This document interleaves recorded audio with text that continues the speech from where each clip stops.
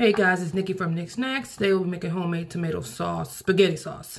I'm going to use all these ingredients. They're pictured. I'll list them below or in the comment section. I'm going to go ahead and have your pan.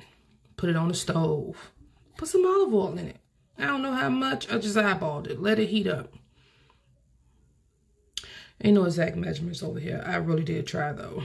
Go ahead and get you one medium yellow onion. Throw that in there. Make your house start smelling all good. Even if you can't cook.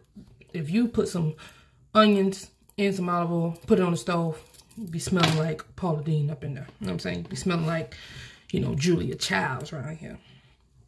Get those looking see-through. Throw all them peppers in there. I like my food colorful. This is a good way to get your kids to eat fruits and vegetables because you're going to go ahead and blend this up later.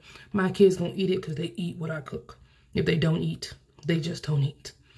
Anyway, you're going to go ahead and put your garlic in there.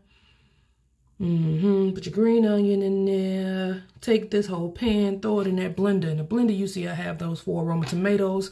And guess what I'm going to do? If you guess blended, you right. I'm going to throw it back in the pan.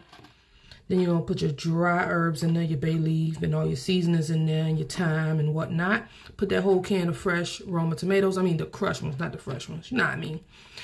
Go ahead and put your 1 can of Italian herb sauce. I had 2, but as you see, I can only fit 1. This pan was a little tight.